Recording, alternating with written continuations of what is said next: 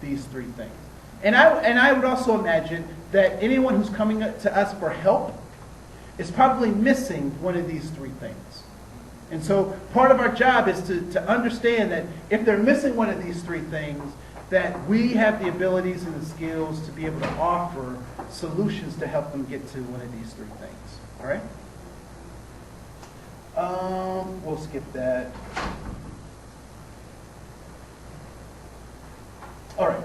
So I just want to talk a little bit about my approach. The first part of my approach is that people can learn, change, and grow. Who I am at 41 is not necessarily who I was at 17. Thank God. Right? So we can learn, change, and grow. We can adapt to the environments that we're in. That's why we're here and the dinosaurs are not. Right? All human behavior is goal-directed, and I pointed to you what those goals are. That's safety, significance, and belonging. Everything that we do is to try to attain our goal. And people do what makes sense to them, even if what? Even if it doesn't make sense to you and I. Right? So they do it because it makes sense to them. And lastly, an attitude is a response to a goal. What have you been taught about what an attitude is? How many people have been accused of having attitudes, or you've met somebody with an attitude? Right? What is an attitude? What's an attitude? It's what? It's negativity and attitude. It doesn't have to be negative. It can be a person's demeanor or a specific behavior. Reaction to a perception. So my parents were crazy because I would have what they would call an attitude, and they would say stuff to me like, "Boy, fix your face." You know, what does that mean? You know, or they do something real crazy, and they'd send me to my room. They say, "Go to your room till you learn how to act." And so I'd be in my room for a while, and then I'd step out into the hallway. To be or not to be, right? I spent a lot of time in my room because that's not what they were talking about, right? And unfortunately, my parents weren't articulate enough to actually tell me what it was they were talking about when they were talking about my attitude. Until one day, I figured it out myself.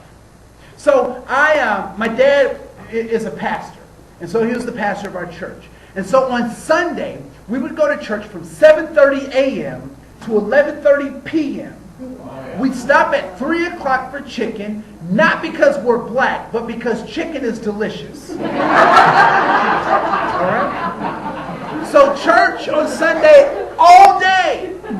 So Friday night, I asked my dad for the car, and what does my dad say? Because he loves me.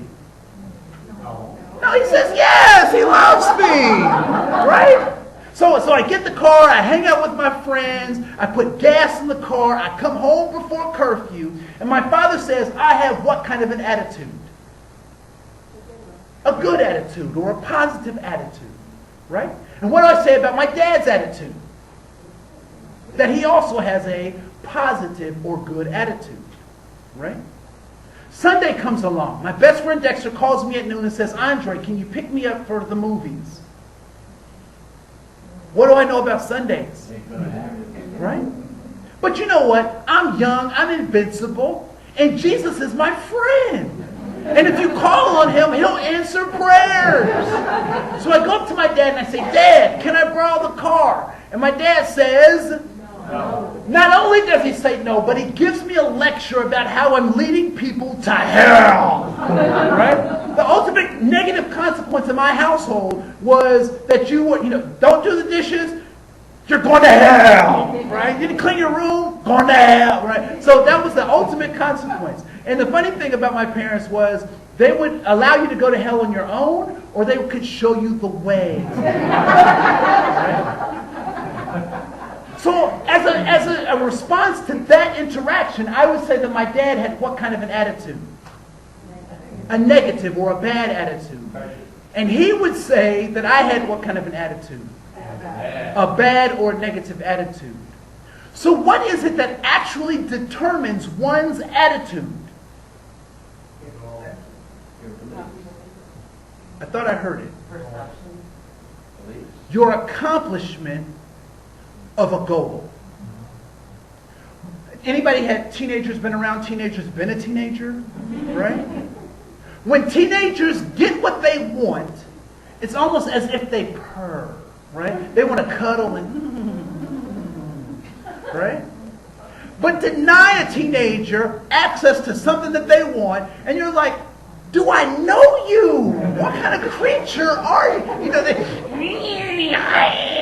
All this crazy stuff, right? But when they get what they want, they're just as pleasant and sweet, right? They want to hug you and kiss on you, right? Why?